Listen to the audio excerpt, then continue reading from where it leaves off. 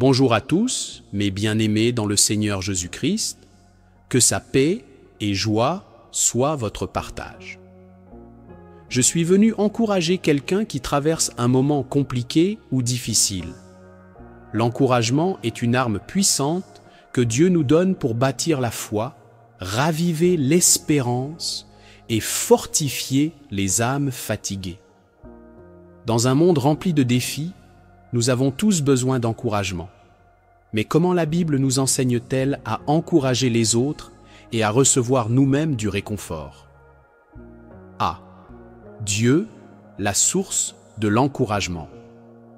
2 Corinthiens 1, 3 à 4. La Bible dit: « Béni soit Dieu, le Père de notre Seigneur Jésus-Christ, le Père des miséricordes et le Dieu de toute consolation, qui nous console dans toutes nos difficultés, afin que par la consolation dont nous sommes l'objet de la part de Dieu, nous puissions consoler ceux qui se trouvent dans quelque affliction. Dieu est le premier à nous encourager. Il console ses enfants dans leur détresse. Nous devons refléter son amour en encourageant les autres. Dieu ne nous abandonne jamais dans les moments difficiles. Même dans l'épreuve, il nous donne sa paix. B. Jésus, notre modèle d'encouragement. Matthieu 11, 28. La Bible dit: « Venez à moi, vous tous qui êtes fatigués et chargés, et je vous donnerai du repos. » Jésus a toujours encouragé les faibles, les rejetés et les pécheurs. Il a relevé ceux qui étaient tombés, guéri ceux qui étaient brisés, et donné un avenir à ceux qui étaient perdus.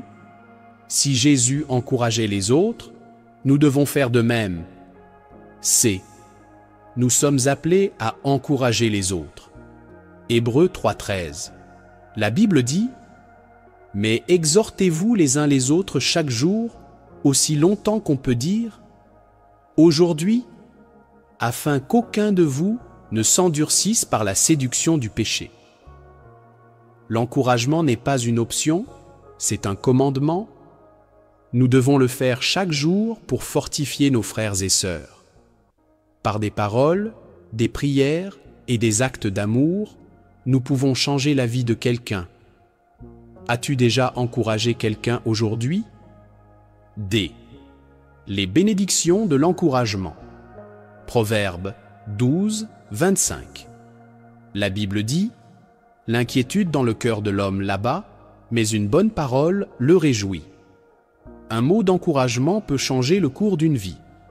Encourager quelqu'un, c'est semer de l'amour et récolter la joie. Celui qui encourage sera lui-même encouragé par Dieu. Veux-tu être une source de bénédiction pour les autres? Enfin, la conclusion: soyons des bâtisseurs de vie. Dieu nous a appelés à être des encourageurs et non des destructeurs. Il veut que nous soyons des instruments de réconfort et d'édification dans ce monde rempli de douleur et de désespoir. Que Dieu vous bénisse. C'est votre frère, le pasteur Constant.